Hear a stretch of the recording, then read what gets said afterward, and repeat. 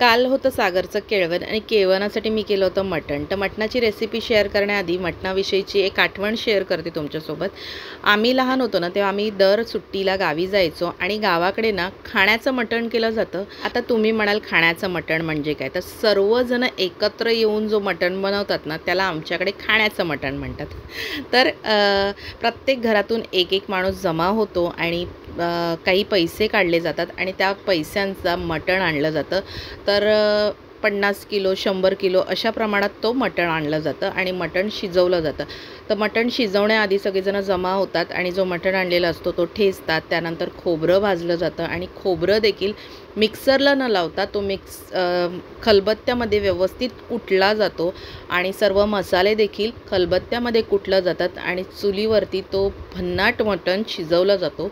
त्याची चव इतकी अप्रतिम असते की आठवलं जरी ना बोलताना जरी आठवलं ना की खाण्याचं मटण खायचं आहे तरी देखील तोंडात पाणी येतं इतकं.